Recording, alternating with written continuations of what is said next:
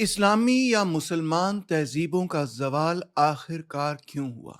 اس سوال پر بے تحاشا لوگوں نے پچھلی 2 صدیوں میں لکھا ہے، مگر کچھ ایسے بھی لوگ ہیں جو یہ کہتے ہیں کہ یہ بیانیہ کہ اسلامی یا مسلمان تہذیبوں کا زوال ہو گیا بذات خود ہی ایک ایسا بیانیہ ہے جس کو چیلنج کرنے کی ضرورت ہے، جس پر سوالیہ نشان اٹھانے کی ضرورت ہے۔ ان کا یہ کہنا ہے کہ جو لوگ یہ بات کہتے ہیں کہ اسلامی تہذیبوں یا مسلمان تہذیبوں کا زوال ہوا ہے، در حقیقت اورینٹلسٹ تھنکرز ہیں۔ یہ اورینٹلزم کیا بلا ہے؟ 1970 کی دہائی میں ایڈورڈ سعید، جو کہ ایک امریکن پیلسٹینین گریٹ اسکالر تھے، انہوں نے یہ کتاب لکھی اورینٹلزم، جس میں انہوں نے یہ بتایا کہ بہت سارے ویسٹرن اسکالرز مسلم سویلائزیشنز کو ہی صرف نہیں بلکہ تمام ایسٹرن سویلائزیشنز کو، جس کے اندر یعنی کہ چین بھی شامل ہے، ایسٹ ایشیا بھی شامل ہے، جاپان بھی شامل ہے، ایسے طریقے سے ڈپکٹ کرتے ہیں جیسے کہ تمام کی تمام ایسٹرن سویلائزیشنز جمود کا شکار تھیں، بہت ہی بیکورڈ تھیں، پسماندہ تھیں، اور کبھی بھی ان کے اندر کوئی ڈائنامزم نہیں تھا، کوئی تبدیلی کا عنصر نہیں تھا، وہ ڈائنامک سویلائزیشنز، گروئنگ اور پروگریسو سویلائزیشنز نہیں تھیں، اور وہ اس تصویر کو اس مقصد کے لیے استعمال کرتے ہیں کہ ان سویلائزیشنز کی گروتھ اور ڈیولپمنٹ کے لیے یہ ضروری تھا کہ ویسٹرن سویلائزیشن ان کو ڈومینیٹ کریں، یعنی وہ اپنی سامراجی عزائم کو اس طرح سے جسٹیفائی کرنے کی کوشش کرتے ہیں کہ ہم آئے ان کی تہذیبوں میں تو پھر جا کے ان لوگوں نے کچھ ترقی کرنی شروع کی۔ تو یہ ہوا موٹا موٹا حساب اورینٹلزم کا۔ اس کے ساتھ ساتھ یہ بھی بات سمجھ لیتے ہیں کہ زوال کا بیانیہ کیا ہے، جس کو ہم ڈکلائن تھیسس کہہ سکتے ہیں، وہ بھی بڑا سادہ سا ہے، اس میں بہت سارے مختلف آراء ہیں، کوئی ایک رائے نہیں ہے۔ وہ یہ ہے موٹا موٹا کہ جناب عالی ایک وقت تھا جب اسلامک سویلائزیشن کی گولڈن ایج تھی، ایک گولڈن پیریڈ تھا، اور اس کے بعد سے مسلم سویلائزیشنز جو ہیں وہ ڈکلائن کے اندر ہیں، وہ اسٹیگنیشن کے اندر ہیں، وہ جمود کا شکار ہیں، وہ پسپائی کا شکار ہیں، اور اسی وجہ سے ویسٹ اوپر آ گیا ہے اور ایسٹ پیچھے رہ گیا ہے۔ یعنی اس میں مسلم سویلائزیشنز اور دوسری طرف ویسٹرن سویلائزیشنز کا موازنہ کیا گیا ہے۔ اب کیا یہ زوال کا بیانیہ ایک اورینٹلسٹ بیانیہ ہے؟ بہت سارے پوسٹ ماڈرنسٹ تو یہی کہتے ہیں، بلکہ وہ یہ کہتے ہیں کہ اس بیانیے کا مقصد یہ ہے کہ مسلمانوں کے اندر ایک احساس کمتری پیدا ہو جائے، اور جب وہ احساس کمتری گہری ہو جائے گی تو اس کے نتیجے میں ویسٹرن سپیریورٹی اور سویلائزیشن، ان کی تہذیب کا اعلیٰ ہونا ہم قبول کر لیں گے، اور اسی کے نتیجے میں در حقیقت ہم یہ چاہیں گے کہ ان کی ویلیوز، ان کی سویلائزیشن، ان کی اکانومی، ان کی پولیٹکس، ان کے خیالات، ان کی تمام تہذیب ہماری تہذیبوں پر چھا جائے۔ یعنی کہ یہ ایک قسم کی سیلف فلفلنگ پروفیسی بھی بن سکتی ہے کہ اگر آپ کو یہ یقین ہو جائے کہ جناب ویسٹرن سویلائزیشن، وہ تہذیب ہم سے بہت آگے ہے اور ہم بذات خود زوال کا شکار ہیں، تو ہم ایسی احساس کمتری میں پھنس جائیں گے کہ جس کے نتیجے میں ہم اپنی غلامی کو قبول کر لیں گے۔ اس پورے نقطۂ نظر میں پوسٹ ماڈرنزم میں بیانیے کی بہت ہی زیادہ اہمیت اس حوالے سے ہے کہ بیانیہ بذات خود کسی دوسری تہذیب کو نیست و نابود بھی کر سکتا ہے، غلام بھی بنا سکتا ہے، کسی دوسرے کا محکوم بھی بنا سکتا ہے۔ یعنی تہذیبوں کی تگ و دو میں ان کے مقابلے میں بیانیے کا ایک نہ صرف اہم بلکہ شاید کلیدی کردار بھی ہوتا ہے جہاں تک پوسٹ ماڈرنزم کا تعلق ہے۔ مگر میرا نقطہ نظر بالکل اس سے الٹ ہے۔ نمبر ایک تو میرا یہ دعویٰ ہے کہ نہ تو یہ زوال کا بیانیہ مغرب نے بنایا ہے، یہ در حقیقت میرا کہنا ہے کہ مسلمانوں نے خود ہی بنایا ہے، نہ اس کا مقصد یہ تھا کہ اس کے نتیجے میں مغرب مشرق پر چھا جائے،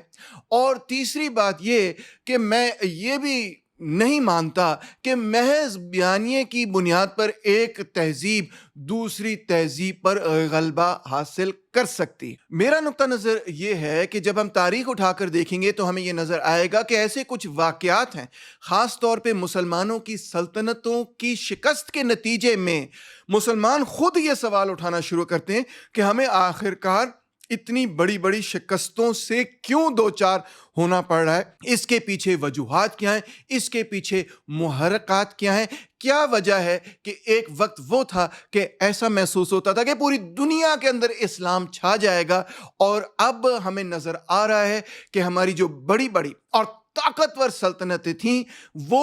ویسٹرن ریاستوں کا، سلطنتوں کا مقابلہ نہیں کر سکتی، جنگ کے میدان میں بھی اور علم کے میدان میں بھی وہ ہم سے آگے نکل چکے ہیں۔ آئیے دیکھتے ہیں کہ وہ کون سے واقعات تھے جس کے رسپانس میں، جس کے جواب میں مسلمانوں نے یہ کہنا شروع کر دیا کہ در حقیقت ہماری تہذیب جمود کا شکار ہے اور ہمیں کچھ بڑی تبدیلی، کچھ ریفارمز، کچھ اصلاحات کی ضرورت ہے۔ سب سے پہلے تو یہ کہ 1492 میں، یعنی کہ 1492 میں مسلمانوں کا اقتدار اسپین پر مکمل طور پر ختم ہو گیا۔ وہاں کرسچنز واپس آ گئے اور مسلمانوں کے لیے یہ بات میرا خیال ہے کہ کلیئر ہو گئی کہ بذریعہ اسپین ویسٹرن یورپ کے اوپر حکمرانی کرنا اب ممکن نہیں۔ پھر 1798 میں فرینچ ریولوشن کے فوراً بعد نپولین بوناپارٹ نے ایجپٹ پر اور بذریعہ ایجپٹ سیریا تک حملہ کیا، اور جب ان دو قوتوں کا، یعنی کہ اس زمانے کی آٹومن آرمیز کا اور دوسری طرف فرانس کی فوجوں کا مقابلہ ہوا، تو یہ بات بالکل صاف صاف واضح ہو گئی کہ فرانس کے پاس ایسی توپیں ہیں، ایسے ہتھیار ہیں اور ایسا طریقہ ہے آرگنائزیشن کا جو مسلمان یا آٹومن آرمی سے بہت زیادہ بہتر ہے۔ اسی ڈیفیٹ کے نتیجے میں، یعنی مصر کی جو شکست ہوئی نپولین اور فرانسیسیوں کے ہاتھوں، اسی کے نتیجے میں ایجپٹ کے اندر، مصر کے اندر ایسے انٹلیکچوئلز پیدا ہوئے جنہوں نے یہ سوچنا شروع کیا کہ ہمیں بہت بڑے پیمانے پر اصلاحات کی ضرورت ہے۔ اس میں جمال الدین افغانی بھی شامل تھے، اس میں محمد عبدہ بھی شامل تھے اور اس میں رشید رضا بھی شامل تھے۔ اور پھر ایجپٹ کے اندر ایک بہت بڑی ریفارم موومنٹ ہوئی جس میں محمد علی، جو 1805 سے 1848 تک اقتدار میں رہے ایجپٹ کے اندر، بہت بڑے بڑے ریفارمز ہوئے، اور ان ریفارمز میں آپ کہہ سکتے ہیں جو مملوک پاور تھی ایجپٹ کے اندر، جو ایک بہت ہی اہم کردار ادا کرتی تھی فوج کے حوالے سے بھی، ان کی ثقافت کے حوالے سے بھی اور ریاستی امور کے حوالے سے بھی، تو محمد علی نے مملوک پاور کو مکمل طور پر ختم کر دیا۔ اسی طرح جب آپ انڈیا کی طرف دیکھتے ہیں تو مسلمانوں کے پاس ایک بہت بڑی سلطنت تھی جس کو ہم کہتے ہیں مغل ایمپائر، مغل سلطنت، مگر آلریڈی 18 سینچری میں یہ ڈکلائن میں تھی۔ نادر شاہ کی انویژن جو 1739 میں ہوئی، اس کے نتیجے میں مغل ایمپائر کو بہت بڑی شکست ہوئی، اور اس کے بعد مراٹھاس نے 1748 کے بعد موسٹ آف نارتھ انڈیا کو کانکر کر لیا تھا۔ انفیکٹ مغل ایمپائر جو وہ سکڑ کر صرف دلی کی ارد گرد رہ گیا تھا، اور آپ جانتے ہی ہوں گے کہ 1757 میں، یعنی بیٹل آف پلاسی میں، اور 1764 میں بیٹل آف بکسار میں برٹش فوجوں نے، بلکہ آپ کہہ لیں ایسٹ انڈیا کمپنی نے، مغل آرمیز کو بہت بڑی بڑی شکستیں دیں اور مغل ایمپائر جو ہے وہ سکڑنا شروع ہو گیا۔ انفیکٹ آپ یہ کہہ سکتے ہیں کہ 1803 تک جا کر بیسیکلی مغلز کا اقتدار دلی کے ارد گرد تک بچا، اور 1803 میں وہ بھی ختم ہو گیا جب برٹن نے دلی کو بھی ٹیک اوور کر لیا۔ پھر تھوڑی سی کوشش ہوئی 1857 میں کہ کسی طرح بہادر شاہ ظفر کی قیادت میں مغل ایمپائر ریسٹور ہو جائے، مگر 1857 جس کو ہم وار آف انڈیپینڈنس کہتے ہیں، اس میں اس میوٹنی کو مکمل طور پر، اس بغاوت کو مکمل طور پر شکست ہوئی، اور برٹن نے اپنا ہولڈ مکمل طور پر انڈیا پر کنسولیڈیٹ کر لیا۔ تو اس طرح آپ دیکھ سکتے ہیں کہ 1757 سے لے کے، یا آپ کہہ لیں کہ مڈ 18 سینچری سے لے کے مڈ 19 سینچری، ان 100 سالوں کے دوران مکمل طور پہ مغل سلطنت ختم ہو گئی۔ اور جب وہ ختم ہوئی تو ظاہری بات ہے لوگوں نے یہ سوچنا شروع کیا کہ آخرکار اتنی طاقتور ریاست تھی، مغل ایمپائر اتنا طاقتور تھا، دنیا کے طاقتور ایمپائرز میں اس کا شمار ہوتا تھا، اب وہ مکمل طور پہ ختم ہو گیا، تو آخرکار کیوں ختم ہوا؟ اسی طرح ہمارے ساتھ ایران کے اندر ایک بہت بڑی تبدیلی آئی 1905 سے لے کے 1911 کے اندر، ایک آئینی انقلاب ہوا ایران کے اندر۔ بہت سارے لوگ یہ بات نہیں جانتے، وہاں پہ قجر ڈائنسٹی ہوا کرتی تھی، اس کے خلاف ایک بہت بڑی بغاوت ہوئی۔ یہ اسلامی دنیا میں پہلی ایسی بغاوت تھی جس نے جدید آئین پیدا کیا 1905 سے لے کے 1911 کے پیریڈ کے اندر، اور یہ آپ دیکھ سکتے ہیں کہ جو ऑटोमन स्टेट के अंदर चेंजेस हुए उससे भी पहले थे। और इसकी वजह क्या थी? इसकी वजह यही थी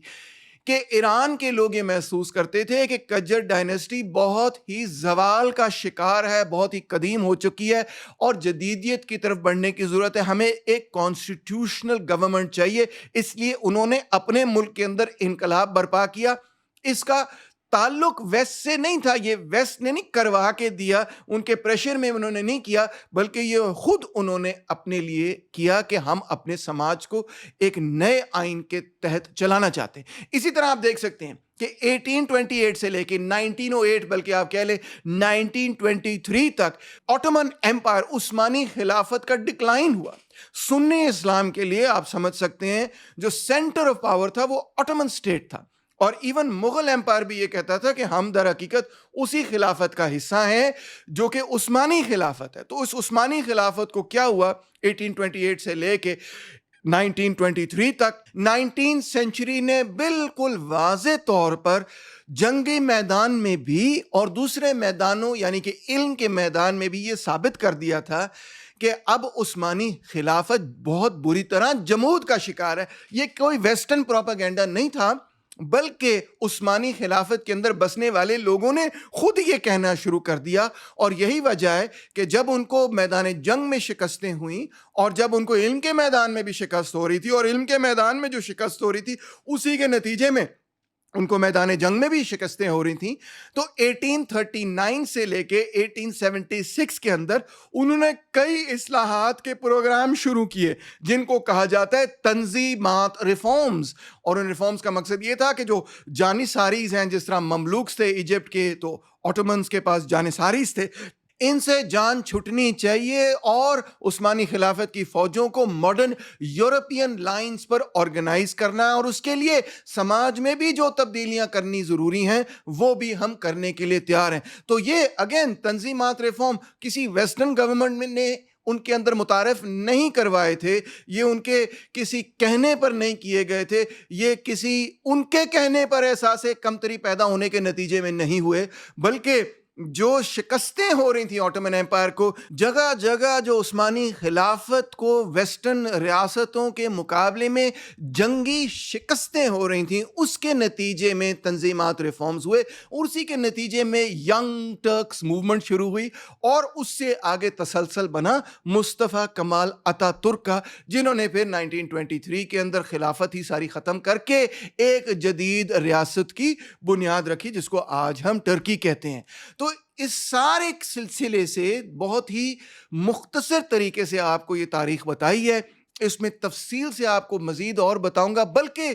हमने एक किताब का तर्जमा किया है जो जल्द ही मार्केट में आ जाएगी और फिर आप उसको पढ़ सकेंगे। उस किताब का नाम है दी इस्लामिक इनलाइटनमेंट, जिसका मुद्दा ही ये है कि जनाब आली मुस्लिम सिविलाइजेशंस के अंदर ऑलरेडी एक इनलाइटनमेंट की खुद रो किस्म की तहरीक थी जो कि बाहर से नहीं आई बल्कि जो उन्होंने खुद पैदा की। और इनफैक्ट वेस्ट की तो पूरी कोशिश थी कि इसको दबा दिया जाए। इसका मतलब ये हुआ कि ज़वाल का बयानिया मगरिब से मशरिक नहीं आया बल्कि मशरिक में बजाते खुद पैदा हुआ और उसका मकसद हमेशा यही था कि जो जंगी शिकस्तें और इल्मी शिकस्तें हमें हो रही हैं उसको रोकना चाहिए, इस जमूद को तोड़ना चाहिए और दोबारा से मुस्लिम सिविलाइजेशंस, तहजीबों, इस्लामिक सिविलाइजेशंस, इस्लामी तहजीबों के अंदर एक रेनेसांस आए, एक सुनहरा दौर दोबारा से आए। और अगर आप इस ज़वाल के बयानिए को नहीं समझते तो आप ये भी नहीं समझ पाएंगे कि जो पिछले 200 सालों के अंदर मुसलमानों के अंदर, वेस्ट से नहीं बल्कि हमारे आपस के अंदर जो बहस मुबासा चलता रहा है उसकी बुनियाद क्या है। मिसाल के तौर पे एक वो लोग हैं जो ये कहते हैं कि साइंस की दौड़ में मुसलमान पीछे रह गए हैं, जदीद फ़लसफ़े को समझने की दौड़ में, जदीद उलूम को समझने की दौड़ में मुसलमान पीछे रह गए हैं, हमें कैचअप करना है, हमें इस्लाहात करनी है। इवन वो ये कहते हैं कि हमें वेस्ट से सीखना है, हमें अंग्रेज़ी सीखनी है और वो जो इल्म उनके पास है उस इल्म से हमने इस्तिफ़ादा करना है। इनको हम कहेंगे रिफॉर्मर्स। और दूसरी तरफ वो लोग हैं जो ये कहते हैं कि नहीं, یہ وجہ نہیں ہے ڈیفیٹ کی. وجہ یہ ہے کہ ہم اپنے دین سے دور ہو گئے, ہم اپنے مذہب سے دور ہو گئے. ہمیں مذہب کی رسی, دین کی رسی کو مضبوطی سے تھام لینا ہے اور جو اوریجنل اسپرٹ آف اسلام ہے اس کو ریوائیو کرنا ہے. ان لوگوں کو ہم کہتے ہیں ریلیجس فنڈامنٹلسٹ یا اسلامک فنڈامنٹلسٹ. آپ دیکھ سکتے ہیں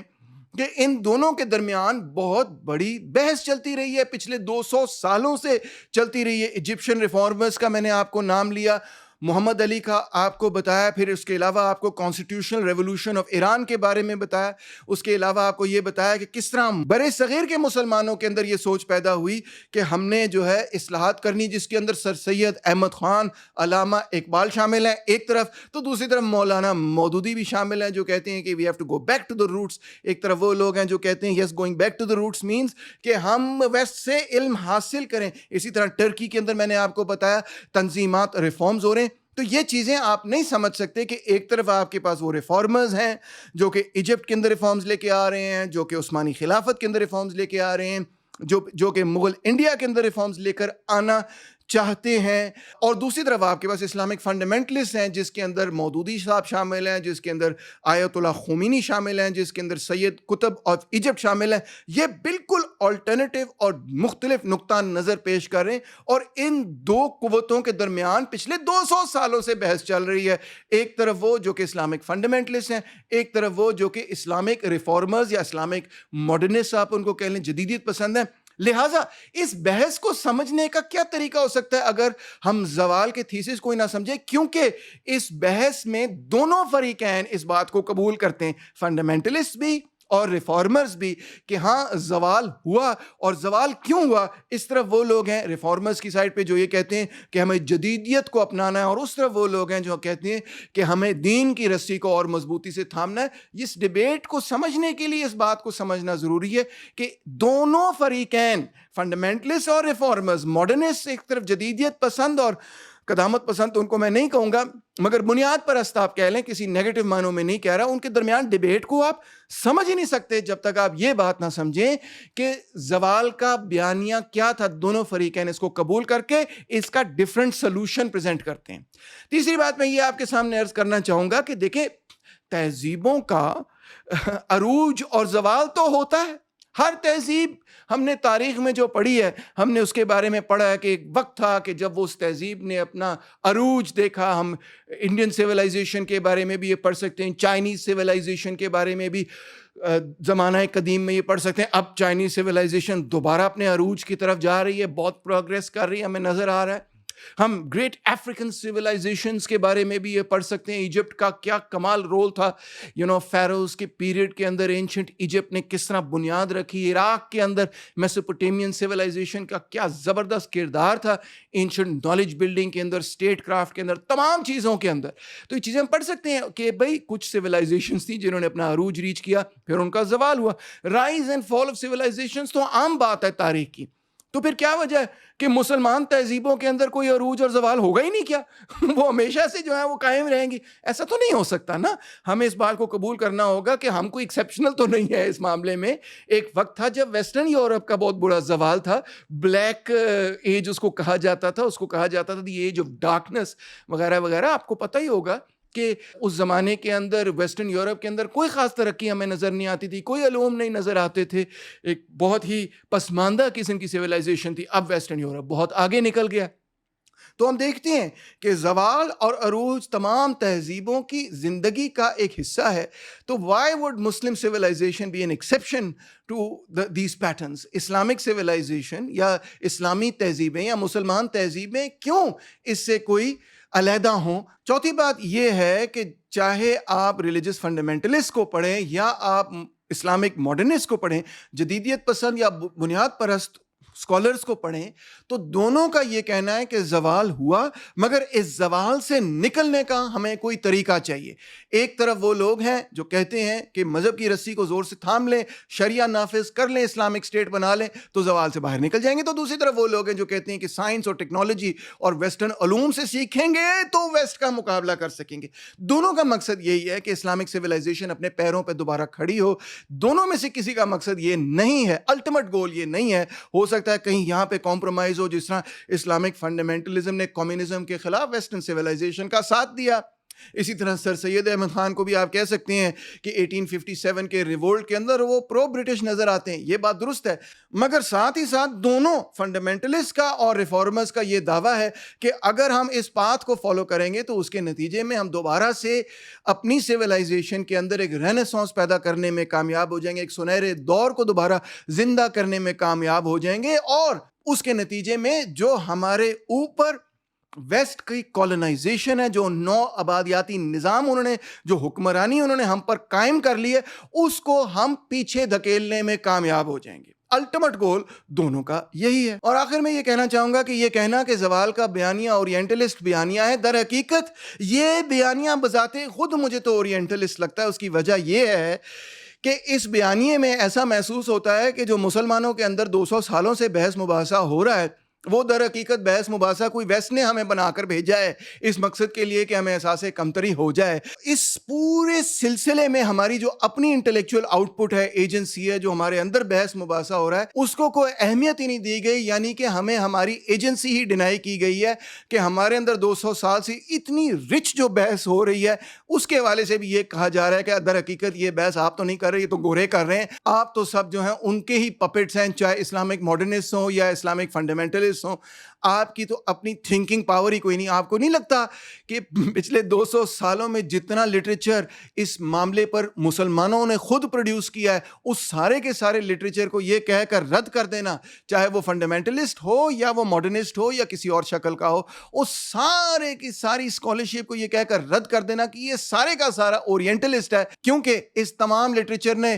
یہ بات قبول کر لی کہ اسلامی تہذیبوں یا مسلمان کی تہذیبوں کے اندر زوال ہے۔ میں سمجھتا ہوں کہ یہ نقطہ نظر کہ اس سارے لٹریچر کو ہم رد کر دیں، بذات خود مجھے تو ایک بہت ہی اورینٹلسٹ بات لگتی۔ آخر میں یہ کہنا چاہوں گا کہ دیکھیں، تہذیبیں اٹھتی ہیں، گرتی ہیں، عروج پر پہنچتی ہیں، زوال کا شکار ہوتی ہیں،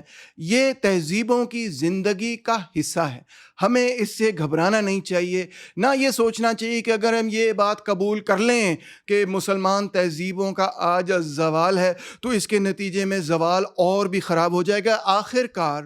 جب تک آپ مسئلے کی جڑ تک نہیں پہنچیں گے، اس کا تجزیہ نہیں کریں گے، اس کا انالیسس نہیں کریں گے، تو اس زوال سے باہر بھی نہیں نکل سکیں گے۔ اگر آپ محض یہ کہتے رہیں کہ زوال تو ہے ہی نہیں، تو پھر آپ اپنے مسائل کی جڑ تک نہیں پہنچ پائیں گے۔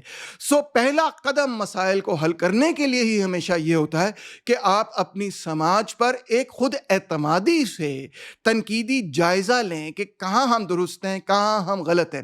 اس سے احساس کمتری نہیں نظر آتی، بلکہ الٹ یہ بات نظر آتی ہے کہ آپ کو اپنی تہذیب پر، اپنی تاریخ پر، اپنی شناخت پر ایک ایسا اعتماد ہے کہ آپ اپنی تہذیب اور اپنی تاریخ میں جب ان چیزوں کی عکاسی کرتے ہیں، نشاندہی کرتے ہیں جس کے نتیجے میں آپ کی تہذیب میں زوال آیا ہے، تو اس سے یہ ثابت نہیں ہوتا کہ آپ احساس کمتری کا شکار ہیں، بلکہ الٹ یہ ثابت ہوتا ہے کہ آپ کو اپنے اوپر اتنا اعتماد ہے کہ آپ ان مسائل کو نہ صرف آئیڈینٹیفائی کر سکتے ہیں، ان کی شناخت کر سکتے ہیں، بلکہ شناخت کرنے کے نتیجے میں ان کو حل بھی کر سکتے ہیں، ان کو ٹھیک بھی کر سکتے ہیں، ان کا سلوشن بھی نکال سکتے ہیں۔ امید ہے آپ نے یہ لیکچر انجوائے کیا ہوگا۔ پلیز شیئر اور سبسکرائب ضرور کیجیے گا۔ Thank you very much.